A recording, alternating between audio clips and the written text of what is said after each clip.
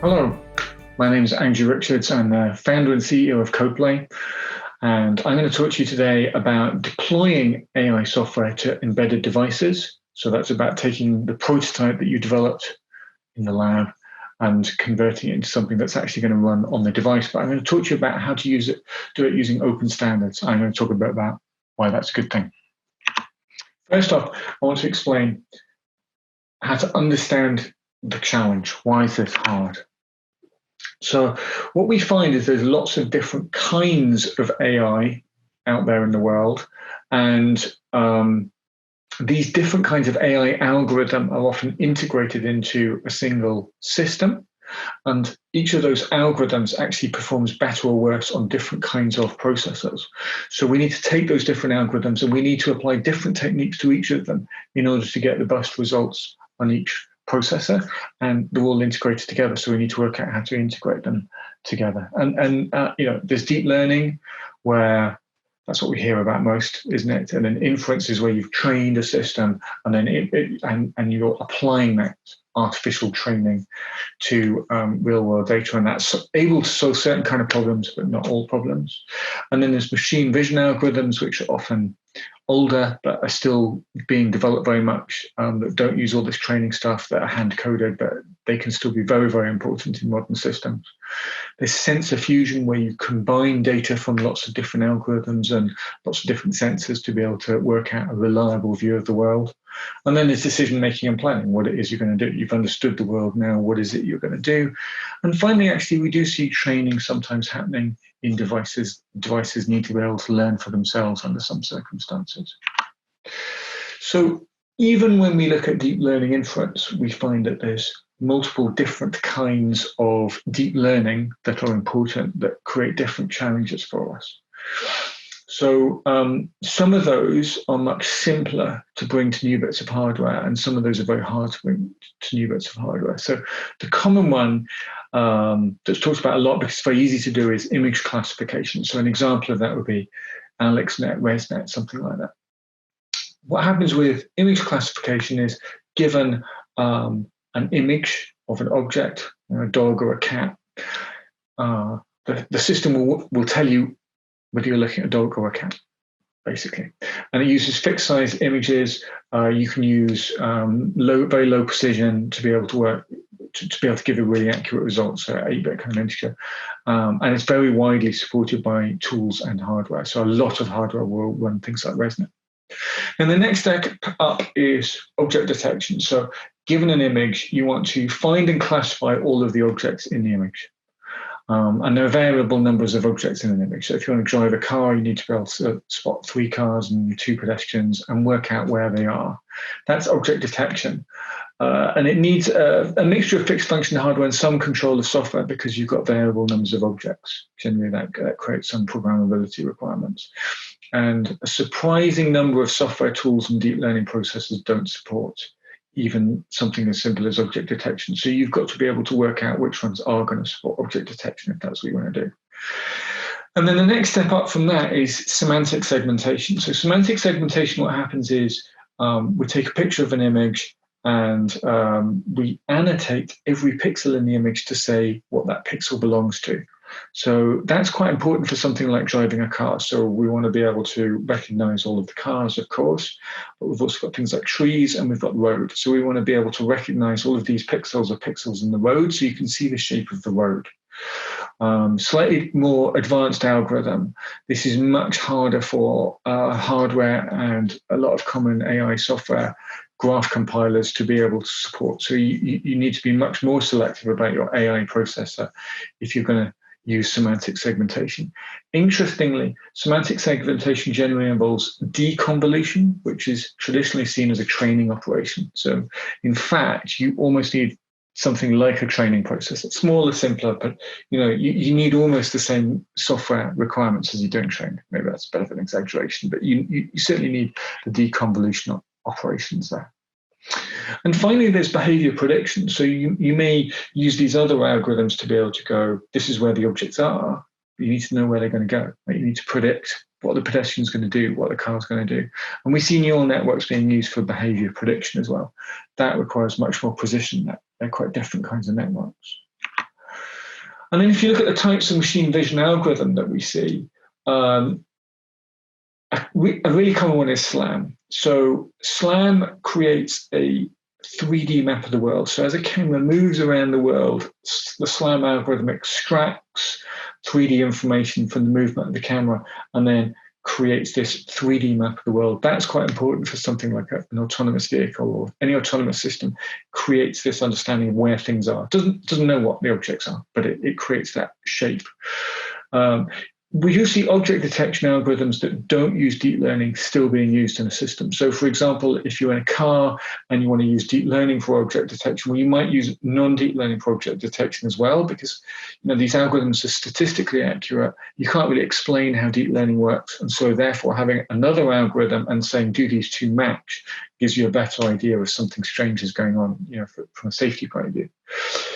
It's also really common to have to pre-process images and data before it goes into a deep learning algorithm, and then to post-process it afterwards. So you might pre-process image data that's been distorted by a camera lens or lighting or whatever it is, and then you might need to post-process the data. So semantic segmentation, it's annotated all the pixels in the image to say this is road, this is car, this is pedestrian. But then you've actually got to, from that, you can't drive it just off the pixels. You then got to work out, well, what is the shape of the road and how big is this car? And, what is the shape of these things to be able to work out what to avoid? So it's worth taking that into account. And of course, the data needs to go from the pre-processing into the deep learning and then out at the other end very efficiently. That's an important performance issues. So you've got to be able to manage that data movement through the system efficiently if you want to get good performance. And then we have sensor fusion and path planning. So the previous was all that sensing or perception, detecting what is going on in the world, but we then need to understand that and try to work out what's going to happen and what we should do about it. So we have object tracking, where the previous algorithms would detect there's a car here in this frame, and then there's a car there, and then there's a car there. So then we need to track that information about the car to be able to work out what it's doing, and then be able to predict what it's going to do. And we might have multiple ways of tracking that object. So we might have radar and LiDAR and SLAM algorithm and deep learning object detection, all of these things, and then we combine that data together to get an accurate view of what that object is doing. And we might need to create a 3D map of the world. That's what radar will give us. It'll give us this 3D map of the world. That's what SLAM will do. That could be very important for avoiding obstacles. And then finally, we need to do path planning. So decide how we're going to be able to drive or fly if we're a drone, whatever it is. So now if we took it to the other end, right? So that was all the software, and that was all the algorithms. Now we're going to talk about the hardware that you're going to be running on. And probably if you're doing it in a PC, you will have these different processes in different boxes. Like you'll have a CPU, and then you'll stick a board in that will have a GPU or an FPGA or something like that. And in an embedded system, it's much more likely that you're going to have a system on chip that will have some or all of these processors in it. That's more likely what an embedded system is. So a smartphone processor, for example, will have most of these different processors all embedded into a single chip. Right? And then we need to be able to map the different parts of our AI algorithm to different processors on that chip. So first, of course, is CPUs, easy to program, best for low latency operations, best for small workloads. So if you've got a really small neural network, really small workload, the cost of offloading it to some other processor can often be outweighed, can often be too large compared to the benefit of actually running it on another processor. So it's worth thinking about whether it's worth moving things off the CPU. GPUs give you very high processing performance on large workloads, sometimes good and sometimes really great software tools. The software environment for GPUs can be much better than it can be for other kinds of processors, but they can also be terrible at some latency sensitive tasks. Small Kalman filters is a common example we have, but not so great at sparse operations. So they do sparse operations, but they're not quite as efficient as that. I'm going to talk about that. FPGAs are very efficient at custom tasks. So certain kinds of tasks where it's not massively compute bound and it's quite controlled what it is you're going to do, you can achieve huge performance per watt benefits over a GPU or CPU. The benefits are really surprisingly large. They're not as powerful at the general compute operations as CPUs or GPUs. You're not going to get the same raw teraflops out of an FPGA that you get out of a GPU or even a CPU. But if your algorithm isn't that dependent on that, if you can reduce precision or you're more dependent on other things, then you can actually get big improvements. They're very good at latency sensitive tasks because the signal can go straight in and straight out. The tools are an absolute nightmare. They're much harder, unless you're from the hardware design background, maybe they're familiar to you, but for us software developers, they are tough, they are getting better. So there is a cost to the huge benefit that they bring. Another one is DSPs, digital signal processors, which are excellent at signal processing, as their name suggests, but they're being brought into a range of vision tasks. They are generally harder to program than GPUs. Maybe if you're working in signal processing, they're easier to program, but I think for a lot of AI algorithms, they're harder. I suppose because their tools are designed around signal processing, but they may give greater efficiency. There's reasons why they may give greater efficiency. And then the final one is deep learning accelerators, and that covers a huge field. But I suppose what it commonly means in a system on chip and embedded system is quite fixed functions. So somebody's optimized the accelerator around the very specific tasks done in a lot of deep learning, often quite reduced precision, quite reduced functionality compared with other systems, but with a huge increase in efficiency. So they can give you very high performance for the deep learning operations that they support, a huge improvement, but they're not usually suitable for general programmability. And often you need to use these in combination with other systems to be able to get the best performance, which is why they're really best in a system on chip, because you can combine them with other systems on the chip. So why use open standards? I'm a big open standard advocate.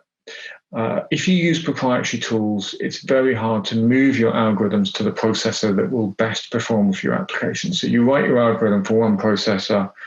It may be that some other processor is able to achieve huge performance per dollar or performance per watt, but you can't move it, you're stuck. Right? Whereas if you use open standards, you're able to make that movement.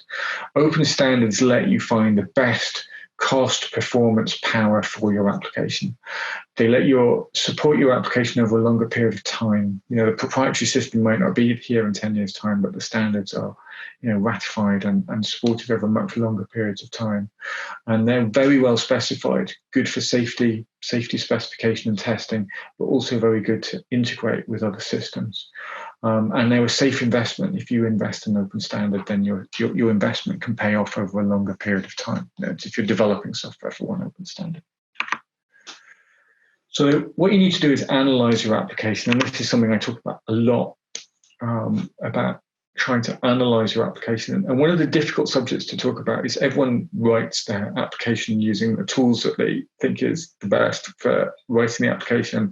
And they're generally the tools that they understand and able to do the job best with. And we can always be a bit mystified by why would someone ever do it another way? But and you meet people and you talk through and you find out why. So the biggest difference I find, particularly in embedded systems, is some people write software, like an application that then runs on a PC, and then they want to put it onto an embedded system, they recompile it, run it on an embedded system, or port it. Whereas other people design something in modeling package like MATLAB, or you could use TensorFlow and PyTorch as kind of either of these, in either of these two ways. It confuses it even more, but you're thinking about it as a model, right? You're not thinking about it as a software application. So you design a model, and then you want to deploy this model. And those two different ways of thinking lead to very different ways of different processes for deploying your application. If you've used proprietary system, I'm just giving you a simple example here, although it's not totally simple, but if your original software is written in CUDA, then there's a bunch of software that will use CUDA. That means that you're then NVIDIA GPU only. NVIDIA's done a fantastic job of developing the CUDA tools, but of course you're then stuck with NVIDIA GPUs. So the standard alternative is something that I've been involved in a lot, which is SYCL. SYCL is the industry standard that's very close to CUDA. And that's used in OneAPI, Intel's OneAPI. So the OneAPI SYCL approach are very compatible, and it's possible to use SYCL and OneAPI on NVIDIA GPUs using free and open source tools. In fact, Codeplay, my company, has done a port of OneAPI to NVIDIA GPUs. You may well have used OpenCL in your original software. Lots of people say they don't use OpenCL and then discover that actually the libraries that they use OpenCL. So things like OpenCV and Glow use OpenCL underneath.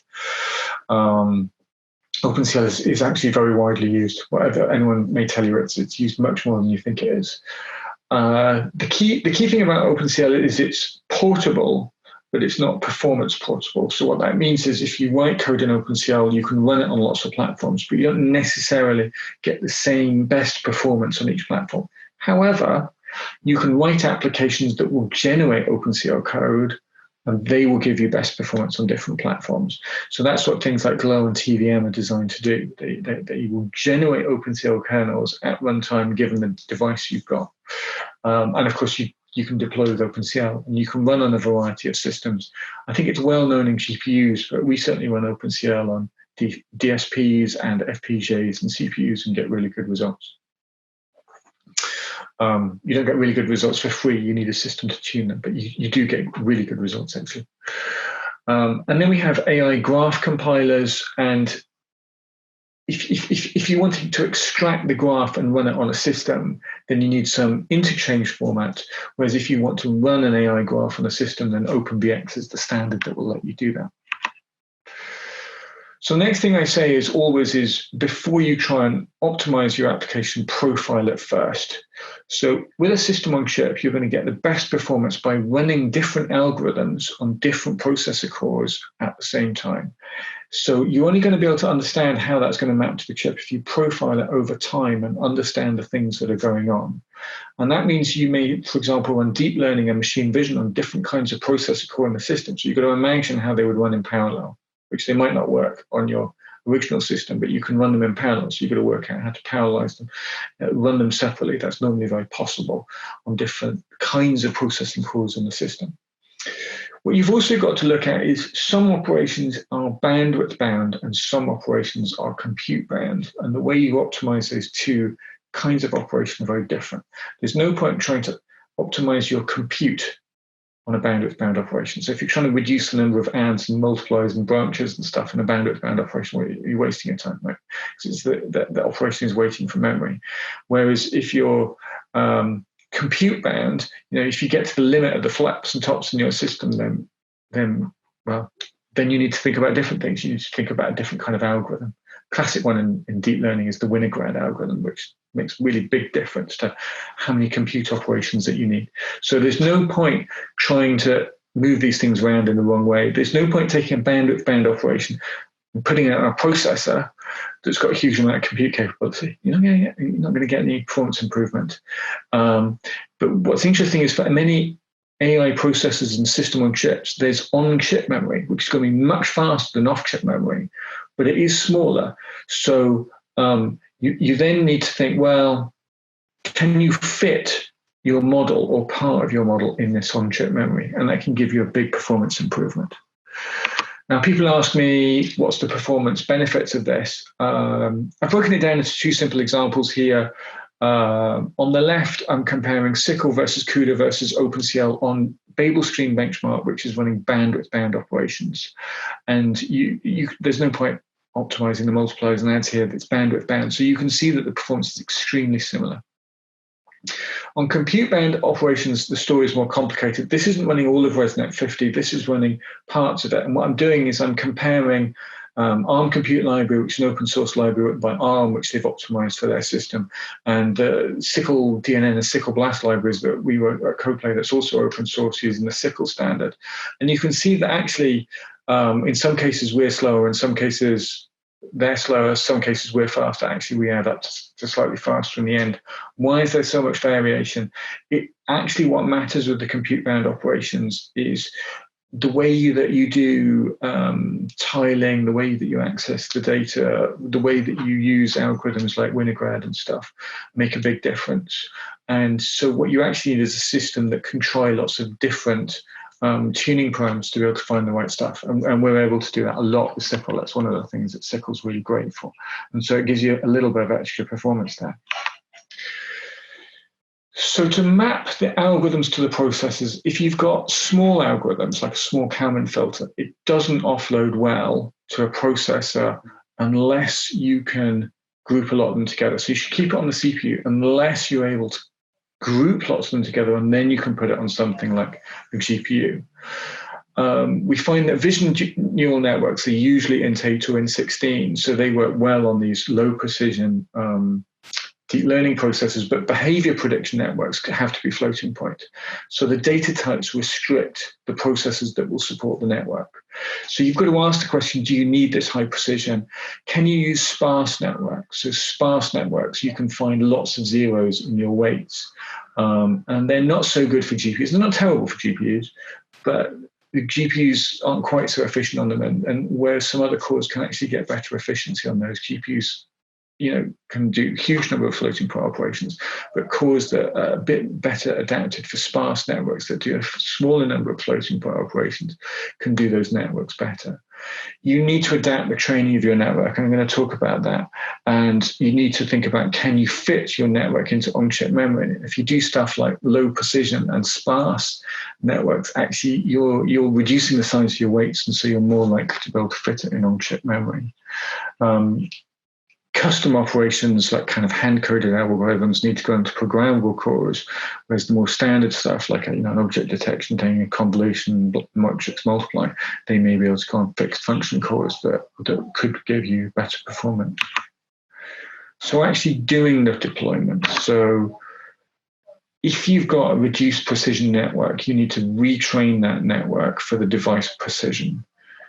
And that's a complicated process, but basically you train it using the full precision, and then you apply in the training, you apply the precision of the device to your training, and then in the end, you need to retest your network to ensure it's still accurate enough.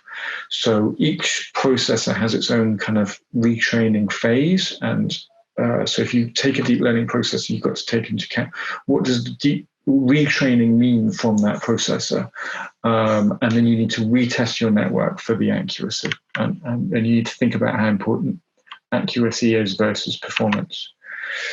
If you want to optimize on device, if you come from a CPU world, you won't be prepared for the massive variation in performance that you get by different algorithms in these systems. It's really common to get kind of 10 times variation. So if you say, oh, I moved this algorithm onto this device and it didn't go fast enough, I need it to go 10 times faster, that's unreasonable. Actually, it may well be possible to get 10x performance. It's actually a perfectly normal thing to get on these systems. So you need to use profiling tools where available to understand the performance of the device. You need to understand memory access patterns. I wish there were profilers to do that, but we've tried to build one. It's not an easy thing because you generate so much data. But you want to achieve good use of on-chip memory, good use of DMA. A lot of these embedded processors have DMA that will move data around much faster than you would get by default. And don't waste your time optimizing compute on bandwidth-bound operations. Really common mistake. Think about bandwidth first.